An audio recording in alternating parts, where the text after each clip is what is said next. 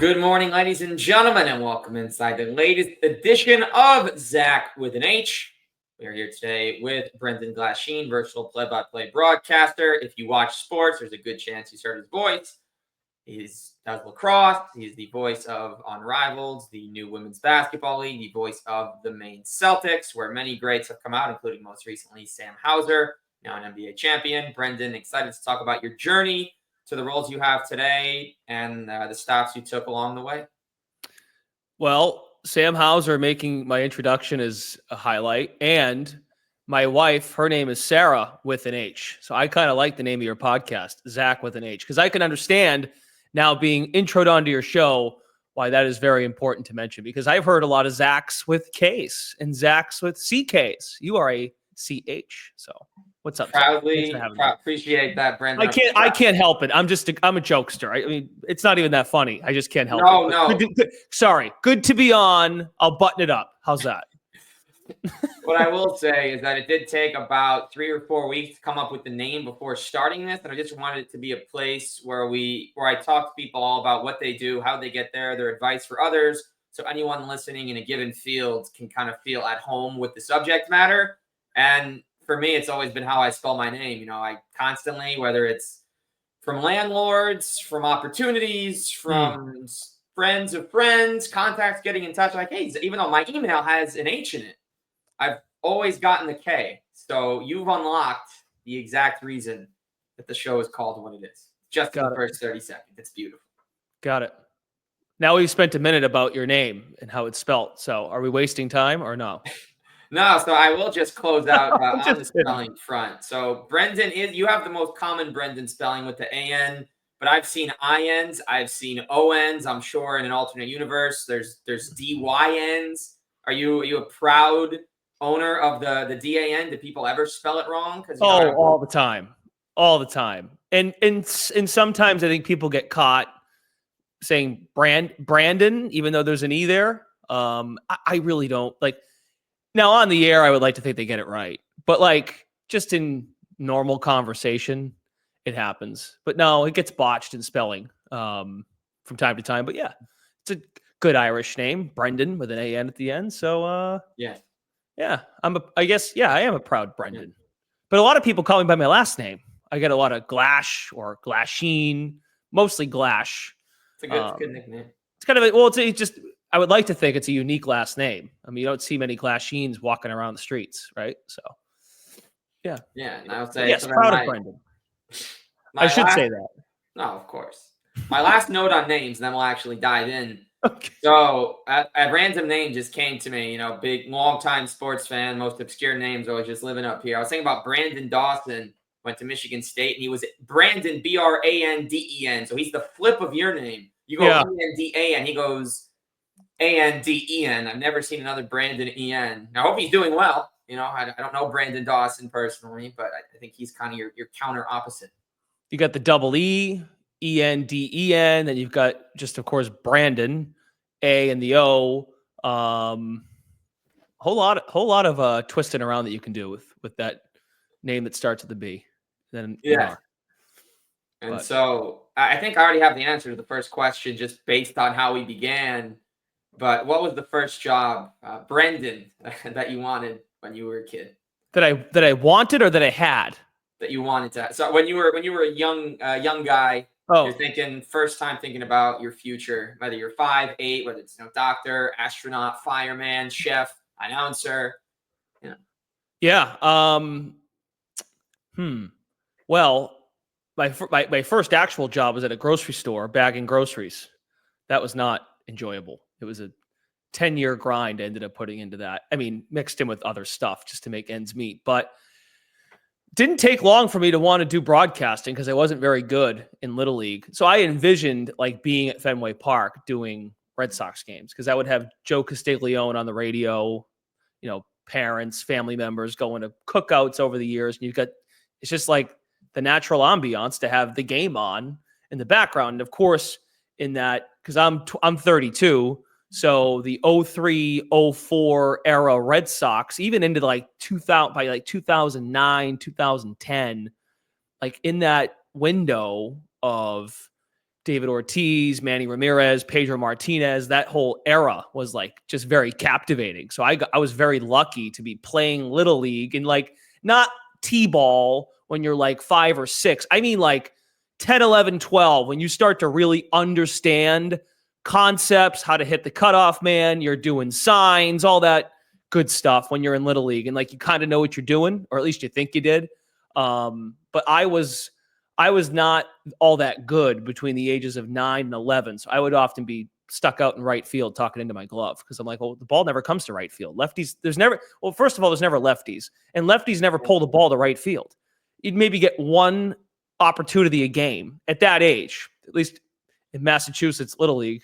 Anyway, yeah, kind of throwing the glove up. All right, here's Hamilton on the mound and blah blah blah. Like I just got a knack for wanting to chit chat about the action, and then that habit grew into muting video games, and because when you play video games, maybe they're more modern now, but in terms of what you can get out of a video game announcer, at least in the games in those early 2000s, you're like, all right, they're just saying the same thing over and over again. So you want to put your own spin on it. So you mute the TV, you put the volume all the way down, and you put your own spin on it. So the broadcasting thing was something I thought about 10, 11, 12 years old. So before that, I don't remember what I wanted to do. I was a milkman in middle school. I had to deliver milk to all the classrooms. That was cool. But yeah, I mean, doing the whole broadcasting thing. I mean, I think a lot of young people that like sports wanted to play them. Yeah. And maybe play them at a high level. But I don't know. Something about just picking it apart. And even like not even just the commentary part of it, but just how the lineup was constructed, like who our best players were. Like I never considered, like I was thinking about, I wasn't good enough to consider myself in that upper echelon of the 9-man lineup. I was thinking about, who's going to hit third today? Who's going to hit fourth? Oh, that makes sense why he's hitting sixth. Oh, he's lefty. He's batting fifth. We got another lefty batting seventh. Let's stick a righty. I don't know, just that kind of stuff. So always kind of had a feeling of that because baseball was the one sport I could actually play decently. I played some basketball too. Then I swam in high school. But yeah, baseball, basketball, those were sports that I got fascinated by that stuff. And never played football. You'd have to pay me. I mean, I guess that happens now with NIL, but yeah. Never too late. Never too late to use that eligibility. You gotta go back, take a grad course. Greg Paulus played football after not playing football. At your alma mater, anything's possible. Yeah, I'm good. Thanks, though.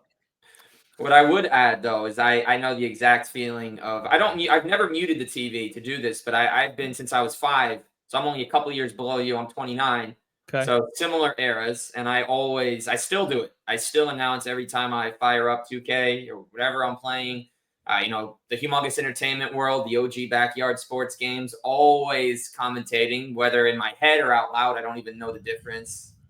It's hard not to, and I think when you love the game like that and you're just always excited, how can you not just whether you have a headset on or you're just there by yourself?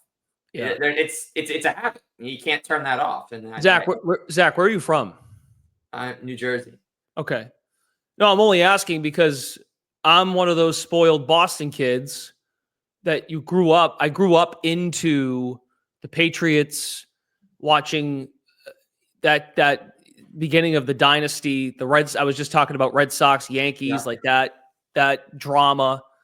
I still love the Celtics, even though some of those Celtics teams weren't very good with Paul Pierce. But I grew a loving for guys like Erie Welsh and Rafe LaFrentz, and they had Gary Payton for a cup of coffee, Ricky Davis.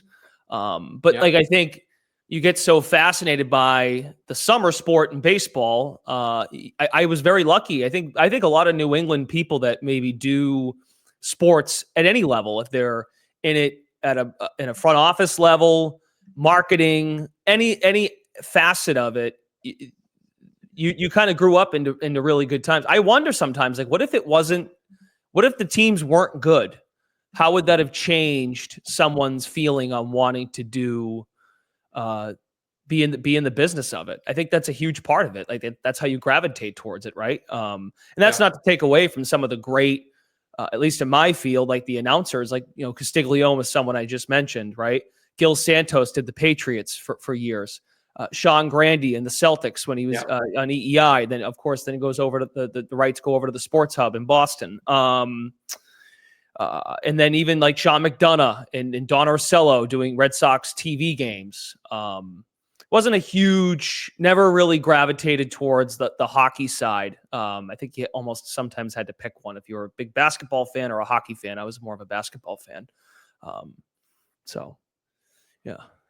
And there's some great ones, the Iron Eagle, Mike Green. Sure, on a national level, yeah. In your case, local networks. No, so Mike that's Green true. on MSG, you got Ian and Marv on Yes, a little bit of Ruco sneaking in there. Then you got Gary Cohen, Michael K. So many.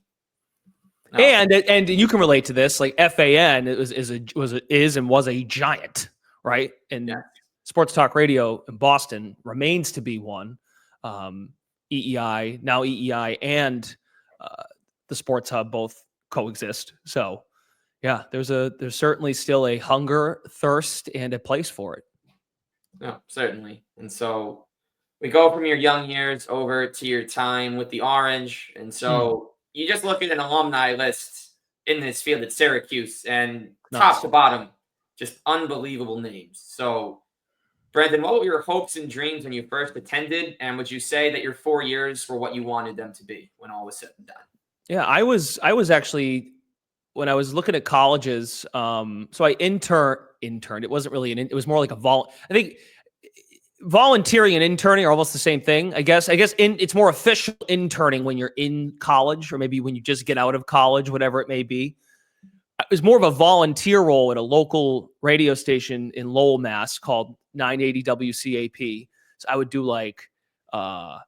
would do almost like NFL countdown style, but via my phone, calling into a high school football 3-hour show. It was essentially like a red zone of the high school football, and they'd have a host back in the studio kind of playing, dancing, going from game to game, and then they'd call them correspondents out at each game, and I would go to one game. As I kind of kept doing it, they would send me out to like maybe a bigger game, whether it be like Drake, it was a really good team. Anyway, I say all that because I was trying to figure out at that point, like, okay, I want to go to school for communications.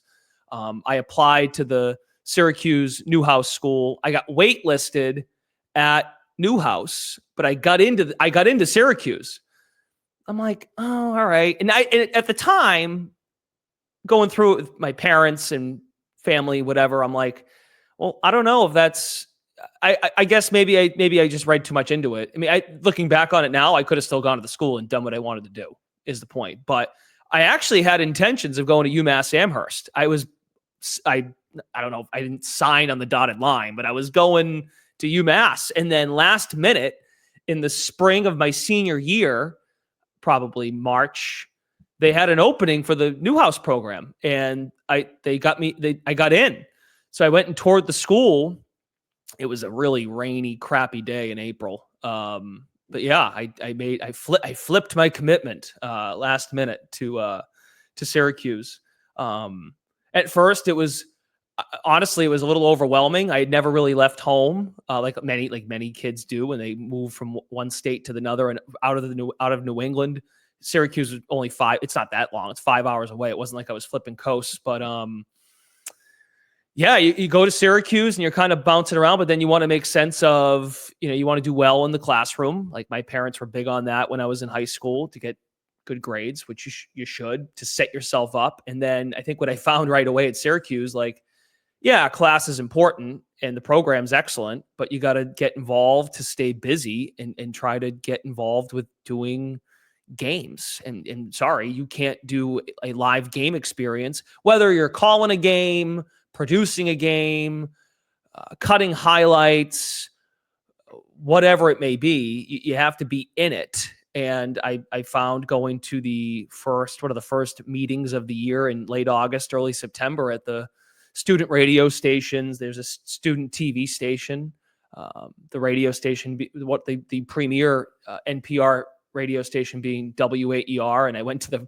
one of the first intro meetings, and there's a flood of students, and I'm like, oh, like a lot of people want to do this, and a lot of people like sports. And here I was thinking like, oh, this will be great. And it was great. Don't get me wrong, but you're just like, wow, like this is, oh, right. This is a really top school for communications. Like this is not going to be a, come on in, Brendan, we'll take care of you. And they did eventually, but it's more like you gotta be committed to it. And I think the competitive aspect of it is why Syracuse is what it is, because a lot of people go with the intention of wanting to be like one of the all-time greats at a national level. You just mentioned some folks that have done it really well locally and that now have become national names. So to answer your question about it being what I expected, at first I didn't really know what to expect. And then it's like, yeah, it comes out of the wash after 4 years, and I really enjoyed it. And yeah, it's been, as of this May, it will be 10 years since I graduated, which is really horrifying. Because that means I'm getting older.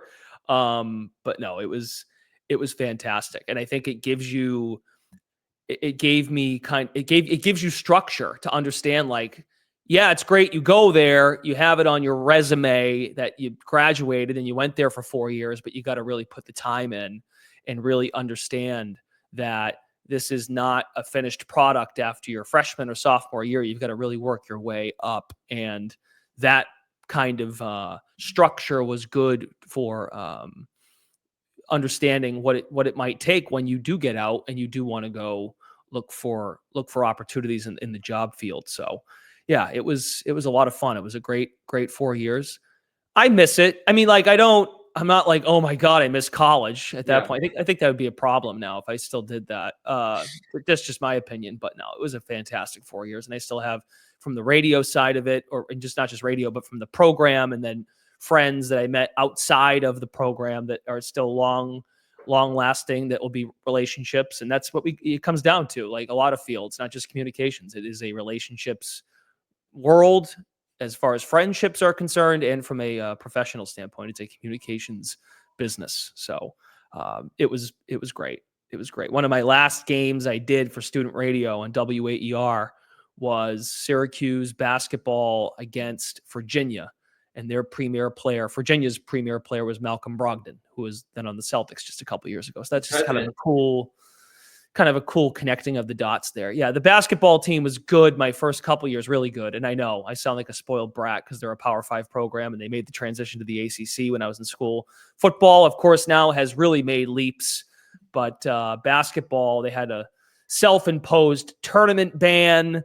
Rakeem Christmas was like our premier story our senior year. It was just following his trajectory upward and how he grew from that was like our headline story of our broadcast, because they weren't going to the tournament. And we found out they weren't going to go in the tournament by like February. So like we knew what the end of the year was going to look like in February, which made it kind of weird. But that's how you learn how to cover sports. You got to, you're a student, you go there, you want the team to do well, because that means you're going to be doing some really awesome games. But then you got to like put your journalist hat on and do what the job is and do what that particular season demands. So it was great. It was great. And so since then, you've covered the WNBA. Yep. Covered the NLL, high level D1, Maine Celtics, betting host, got your own pod. So for those interested, Brendan, in following a path, how exactly does one job lead to another in the broadcast industry? How small of a world is it really? Oh man, we could do 2 hours on this. I'll try to keep it short and sweet, but what you just said has so much weight and truth to it, which is you just never know what one opportunity can do to then open up another door to a bunch of other things. And I'm sure young people that might be listening are like, yeah, I've heard that one before, but it's true. The word that gets tossed around a lot is networking, which can be a cringy word, because people might think, well, let me go to LinkedIn, make a page and just hit, let's spend an hour and click the button 100 times to try to connect with people that you think are really good at this, whether they actually be people on air, agencies, network executives, whatever. And that's all well and good. And that's good that you're putting yourself out there. But then what it really comes down to is the work. But you have to start somewhere. And I urge that to young people that get out of college. Like, it doesn't happen overnight. Now, everyone catches a break at any given point. But I've found that the maze of working at one place, be curious. When you go to one place, do your job, be a good person. And then when you get settled in with a school, so for me, I did a lot of college games at local universities and colleges in New England, just for me to go home, get my feet wet, save some money, live with mom and dad, blah, blah, blah. But like, for example, I'll give a brief example. I did minor league baseball my first summer out with the Batavia Muck Dogs. They were the short season A Miami Marlins. Did that season, ended in after Labor Day. Went home. I latched on with Holy Cross to do football, and I was hired to do color commentary for Patriot League football. Not qualified in the least bit, but I think they were trying to find someone young that had aspirations to be on the air, and it was a way to give the play-by-play guy just someone else to call the game with, because football is very there's a melody to football play-by-play on the radio, right? You've got the down, set, go, then there's a natural opening for the color guy to get involved. So I did the football season, but during that football season, as we kind of settled in, I spoke to some of the video people. This was in like ESPN3 and ESPN Plus were like just becoming a thing, and really just the ESPN3 part. So in the Patriot League, they had this production company called Campus Insiders. So I asked our video production guy at Holy Cross, looking ahead to the basketball season, because I only did football. I said, hey, like, what do you guys do for your video for basketball? And he was like, what do you mean? I go, well, do you have like a broadcaster for it? He said, well, no, we just take the radio feed and it's just a simulcast. So I threw it out there. I said, hey, what would you think about if there was an extra headset there? Could I just call the men's basketball games, or even some of the women's games at the time? I'm looking to get some experience doing more basketball games. You mind if for the home games I come in and do play-by-play for the men's game? I'll do them alone. I don't care. So it was my first crack at doing TV, even though it was a stream. And most of my, if not most, 99% of my experience in college, and this has changed drastically. Maybe we'll discuss this. It's changed unbelievably now with streaming and opportunities for students and I don't care what school you go to. It could be Syracuse, it could be Arizona State, it could be Northwestern. I don't care where it is. It can even be a Division II, Division III school. Games now streaming for grandma or girlfriends or boyfriends, whatever, to watch games. That's what it is now. But at the time, that was not a thing. So that opened up an avenue for me to get experience calling games in a different way. So I really was in the workshop learning how to call a game on TV, which is flexing a lot of radio play-by-play muscles, but peeling it back a bit or giving back a bit because people can see it. That was 10 years ago, or 9-10 years ago. So puts it in perspective, but like that opened up an opportunity for me to now like do more for my reel, or just not even your reel, just to get more experience. And then one thing leads to another. And like I told you, I could go on and on about how one thing opens another door, but so that's the story. Is you just got to be curious of how you can broaden your portfolio and then make it work. Something you're certainly doing now. We're now into our second month of this. To anyone that is not aware, should be, because the one-on-one tournament's coming up in 4 short days. But you are the first play-by-play voice of the first ever professional women's 3-on-3 league, Unrivaled. So, spending a lot of time in Miami. How did the opportunity come about, and how has it been through the first couple of weeks for you? What a cool concept. I can't believe we're already 3 weeks in. We start week 4 this weekend. I know we're recording a week into February. So I've been down here for a month in Miami, which has been amazing. kind of what we were just talking about. I was doing the Connecticut Sun. I'm still doing the Sun for the last 4 seasons. So I got my start with the Sun in 2021. Quick backstory on that. I was doing the NLL, National Lacrosse League, indoor professional lacrosse. Most of the league is Canadian based in terms of the players, but there are markets in the United States. One of the markets that I did games for was in New England. The New England Black Wolves played their games at the Mohegan Sun Arena. And that same staff also ran the Connecticut Sun, marketing, communications, all of it. And at first I was just doing lacrosse, but I would always just mention whether it was during the season, outside the season, I would mention to some of the higher ups, I'd say, hey, and Bob Husler, by the way, did the Connecticut Sun for 17 years. I think I got that right, 17 years, something like that, a decade and a half. I would always just make a mention. If you ever need someone to help out, I'd be more than happy to do it. I do a lot of basketball. At the time, I was doing a lot of college basketball, men's and women's. I gravitated more towards the product because I had a job doing the lacrosse. That was my assignment at the time. It was like, oh, cool. They got a WNBA team here too. Anyway, Bob ends up retiring. They had the bubble season in Bradenton, Florida in 2020. And I got word from some of the folks that I worked with in production that the Sun job was going to be open. So I kind of had a leg up on that situation just from knowing people through doing the New England games, the Black Wolves games.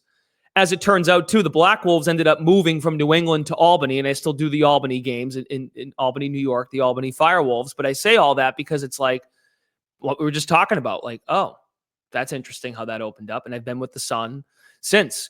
And seeing the rise in popularity, and just more the added eyeballs to women's basketball, really going back to that 21 season.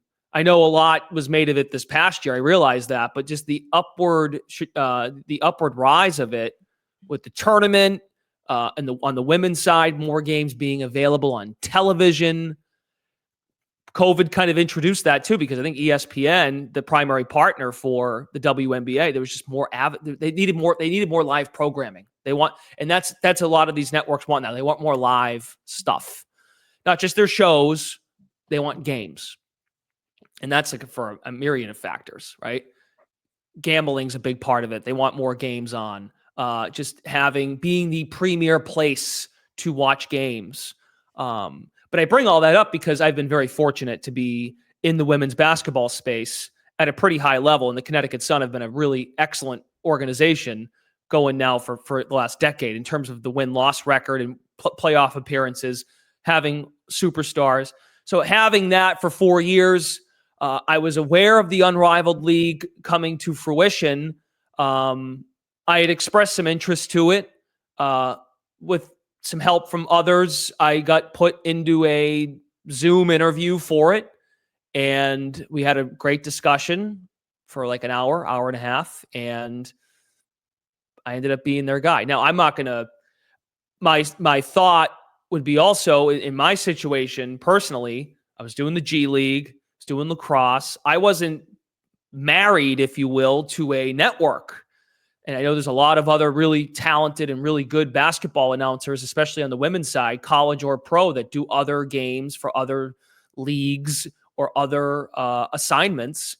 And it was kind of like a right place, right time. I was all in on coming down here to do the games. Now, I did not know, which of course now I do, that they wanted someone to come down and do.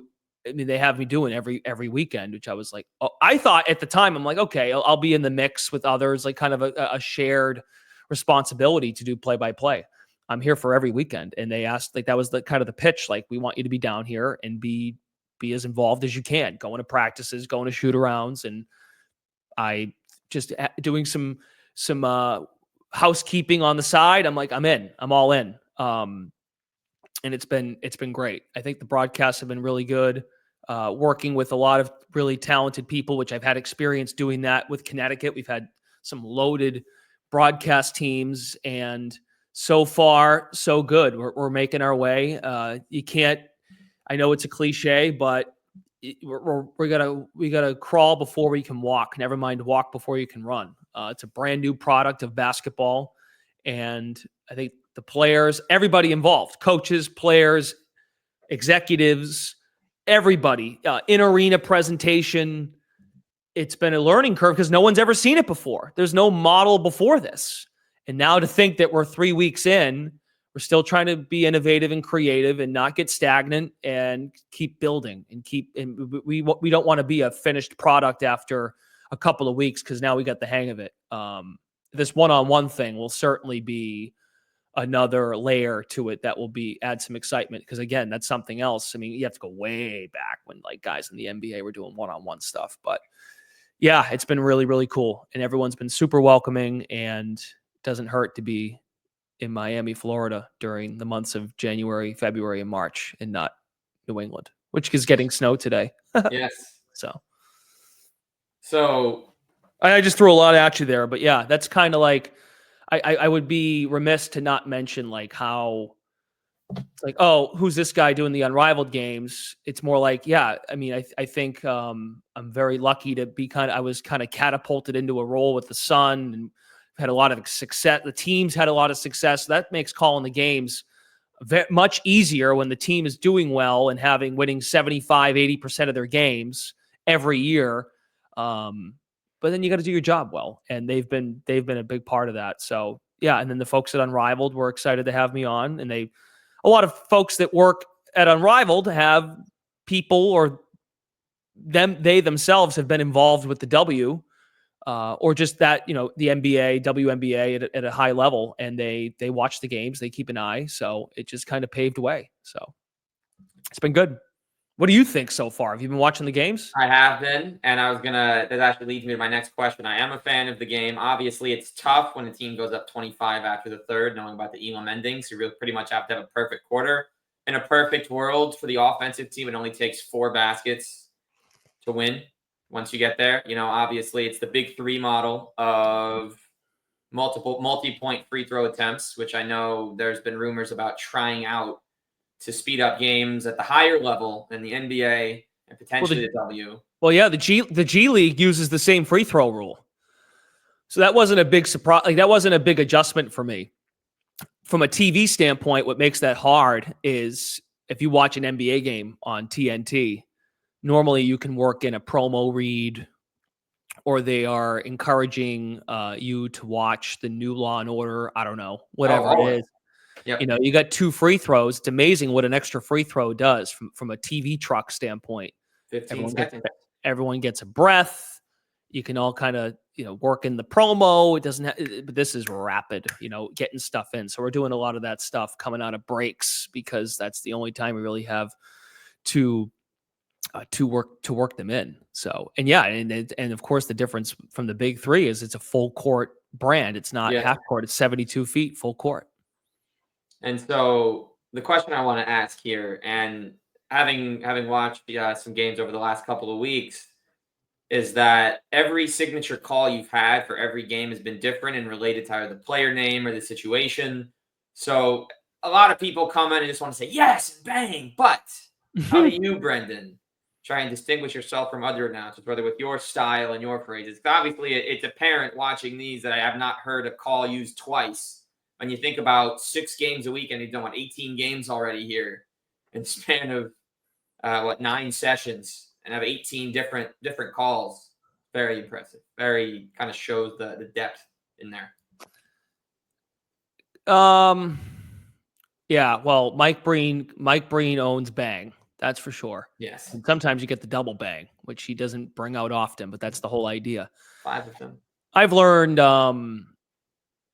when you watch Al Michaels call an NFL game, and not even like Amazon, I'm going back now, NBC, like Al only would rise to a big moment. Like you could tell when there was a big moment with Al. And that's not to say he doesn't bring energy during a game. He's got great inflection and cadence in his voice. But when something big happens, he brings it to another level. And it could be a long run in the 4th quarter. It could even be a play in the first half. I've talked to Ian Eagle about this too. Like, there are moments during a game for like that highlight that might live on a YouTube, or if I know a lot of people watch games back now because there's so much access now to games, whether it be ESPN Plus, or a premier college game on ESPN, or a premier NBA game, which I know we're going to have some now with this trade, these trades that are going down. Like, that's kind of added some fuel to the regular season.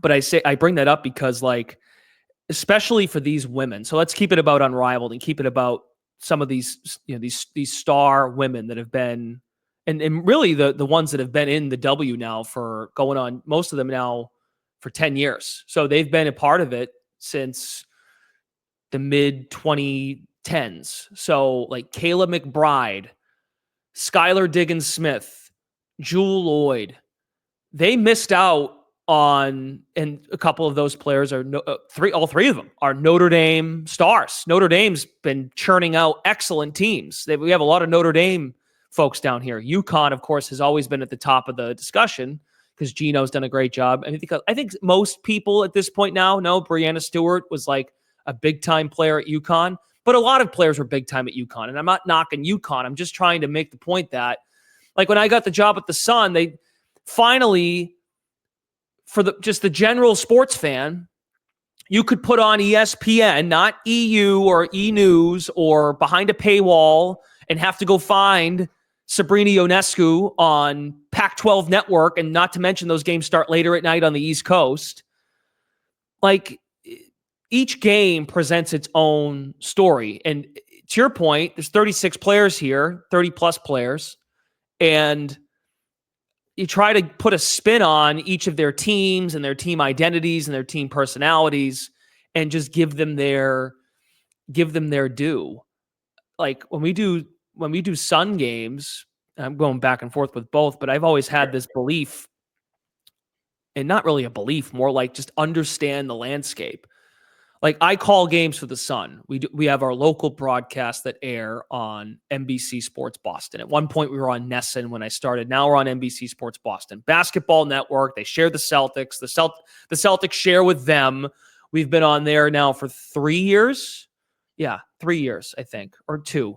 They all blend together. But we've been with NBC Sports Boston. But there are situations where, especially for the Sun, where we might be on NBA TV at the same time. We might be on Amazon Prime at the same time. We might be on CBS Sports Network. They have the Ion package now, and Ion has used the local announce crew on those Friday night games. If the home team is there, in most cases, they've been using those announcers. And there's little reminders. Hey, remember, you're broadcasting to a larger audience. It's not just a Sun show. But I've always felt, and maybe it's because the team's been so good, so we're lucky to not have to fill it up with like just talking Sun. But like when we're on NBA TV, I realize on our home shows, it's a 12-team league, especially the last 2 years, and really this last one. You've got new people coming in watching your product. You've got to do right by the league and do right by the product and teach people about other really good players. There's 144 great players that some folks might be tuning in and go, who is Dejanay Carrington? I may not have seen her at Baylor or at Stanford. Or Ty Harris went to South Carolina. I'm just using names off the top of my head, but I say that because you got to do right by the viewer that might not know who these women are, or they haven't been given the same shine as this recent college class has brought in because of access. And now the access is at a very open level.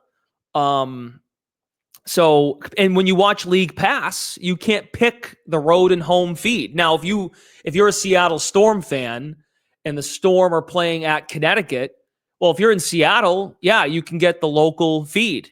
But I know when we're home, when the Sun are at home, everyone's watching our feed. And you've come to find out too, Zach, that a lot of WNBA fans are just neutral fans of players. And that's the NBA's become that now with the global element to it.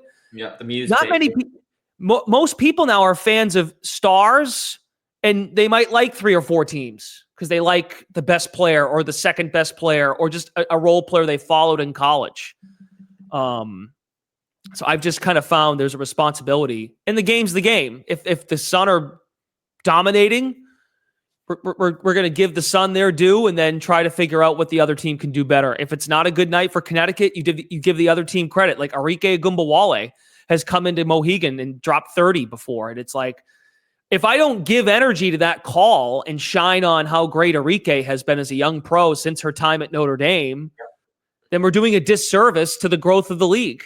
Now, someday, if the league is at 25, heck, I'll give you 20 teams, it's widespread in a bunch of different markets, maybe there's a place in time where it will be like, we're the Connecticut Sun broadcast and NBC Sports Boston. We're 70% Sun, and maybe we'll talk about the other team. If you want to hear more about the other team, you can go find that show somewhere else. It's not there right now. So at a national level, and I know we're not national, it's a local show, you've got to do right by that. So that I've tried to carry. Now, for this league, Unrivaled, we're on TNT, national audience. It is a national show.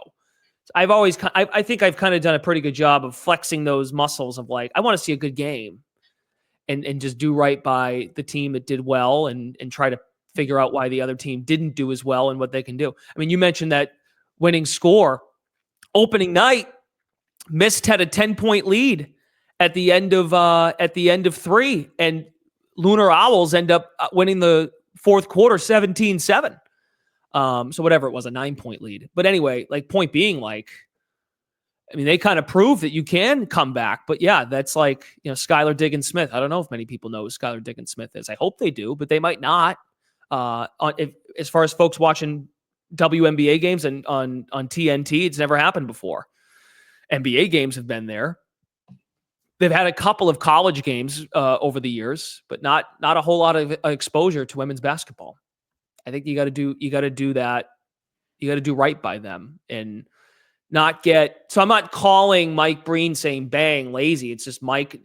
There's a broad understanding of the NBA, and you can lean into your stuff. Still in a growing area of women's basketball, at least at the pro level. It's still very much in a growing phase. Women's college, I don't think as much, but from the professional side, still a lot of stuff to grow from after this past year, especially. We got the Golden State Valkyries coming in, and the Toronto Tempo, the unnamed Portland team, and just 2 days ago, the Cleveland Rockers, Miami Soul, Charlotte Sting, Houston Comets, and Detroit Shock had trademark applications filed with the Patent and Trademarks Office by the WNBA. So certainly potential to get back to that big number and bring basketball into markets clearly that have shown that they have fans who will go to games year round. So certainly you talk about that growth. Excited to see that. See if we do get the Rockers and some of the other teams back. Of course, then you get that Rock and Roll Hall of Fame promo tied in. You bring the Cavs, go back to the 2020 Rock and Roll City Edition jerseys, and all of a sudden you got an entire city. Even with baseball season then going on, you're going to have those beautiful Browns-Cavs style, get those double headers in the city, and then all these other ones too, where you got all the stadiums just bunched up. And it's shown, and I think Caitlin Clark, Brendan, among many, had shown that this league has just so much opportunity to grow, and the viewership numbers over the last 12 months of women's basketball and leading into the creation of Unrivaled, which could not have come at a better time. Yeah. Well, and again, I want to really quick, I want to urge, though, again, the games being available on television and people finding them. That is a huge component to this. So 2 things on that. Number one, that's no knock at Caitlin Clark. It's no knock at Angel Reese. It's you had this gravitational force in Caitlin and what she was doing. Not many people knew who Caitlin Clark was when she was a freshman at Iowa, and that's okay. You probably shouldn't have. But as she's shattering records and making highlight reel plays, the ability to shoot the ball and also play make, you've got her doing that. As the games become more accessible to people, there was a vehicle for people to find them. And that is a huge part of that. So credit to the networks for figuring that out. I don't know exactly what epiphany they had to get there. That's a huge component to this, is the fact that the games became available and you could find these games. And not just the tournament. I mean, like marquee. Now we're seeing NBC and Peacock have marquee. It's USC and UCLA on Fox this week, or it's USC playing at Iowa when Caitlin Clark went back and did her jersey retirement. Asia Wilson in South Carolina, the shoe deal, having more South Carolina games available. Don Staley is a giant. That's a really, really big piece of it. And I would add, just making the comparison of what the WNBA has done a good job of, and really just women's basketball in general. This is where the NBA, I think, has struggled. And even Unrivaled, for that matter, and Athletes Unlimited, which is also another domestic opportunity for women to play in the United States. They are leaning into college, meaning you've watched Caitlin Clark, you followed her for 3 years, 4 years, however long you've watched her. You followed her path at Iowa. Oh, well, now I want to see what she does with the Indiana Fever. Look at this. Look at Angel Reese and how she, double machine at LSU. She started at Maryland. Now she's at LSU. Where's she go? Oh, she's going to Chicago. I want to follow the Chicago Sky. NBA, now good for the NBA being a global league, but now you're not getting as many captivating stories. The tournament's great every year, no doubt about it. Everyone loves March Madness, the single elimination nature of it. It's exciting. Zach Edey's the one guy from this past draft where people are like, oh, I want to watch how Edey plays. And even then, that's kind of lost some momentum. I think the last guy, at least maybe I'm missing somebody, like Zion Williamson at Duke was the last big name. Maybe Cooper Flagg's that guy now at Duke, because Duke's always got a guy every couple of years. They got a guy. Even in the one and done era, though, it's you always found a guy from college that you wanted to latch onto and follow them along. And that goes back to being a fan of a superstar. And it's not necessarily fans being fans of teams. They're fans of individuals and superstars. And that's why NIL's become a thing. But that's what I fear about one and done NIL. College football's mastered this, where guys, quarterbacks will play. Jaden Daniels plays 2 or 3 years at LSU, and now folks, it's just great. NFL's great. This gives us great ratings for our draft, and people are curious, where's he going? Where's he going? You had 6 quarterbacks go in the first round this past year. So that's women's basketball has got that down, where you're following these stars at age 17, 18 years old, and now you want to see where they end up in as a pro. And again, I think the key to that whole thing, where it starts, is you got to be able to find it.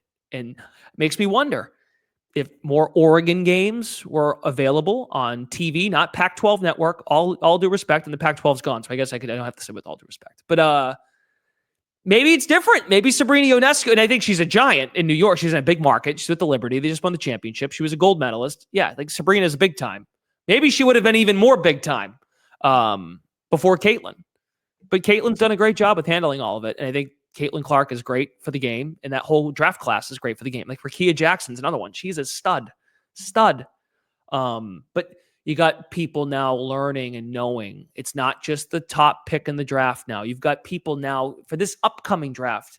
They know who the top 10 players on the mock draft are because they've followed them in college. And you've been able to find the games. That's a good sign. It's not just maybe knowing the first or second player. Now you know who the top 10 are. And again, 12-team league.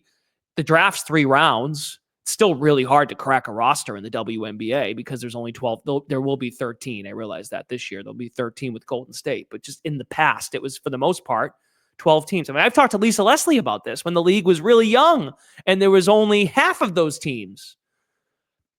So I think the access is a big component to why this is happening now. And now you're seeing the greatness of some of these stars. And Caitlin Clark is setting herself up to be an all-timer after just one season. So those two, her greatness and also how women's basketball has become more accessible to people on their television, those have now, they collided, and it's created a lot of buzz, which is good.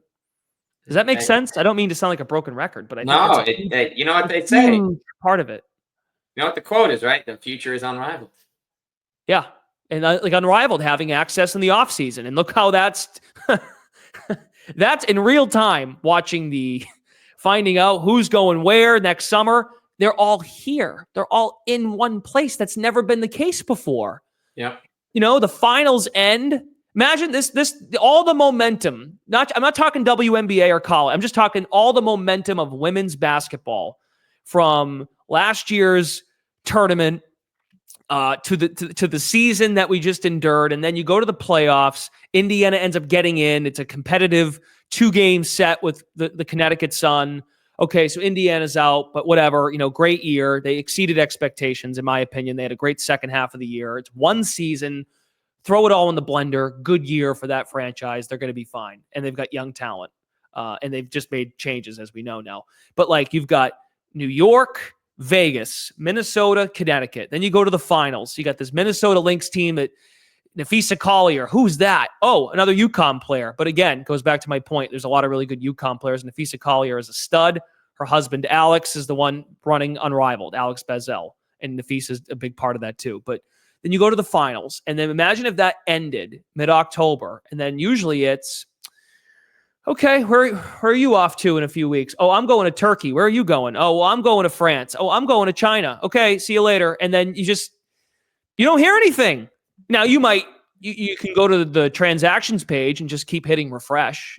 That's great, but that's not buzz. That's not discussion. They've got free agency specials on TV, and with Unrivaled, they're all together in the same place.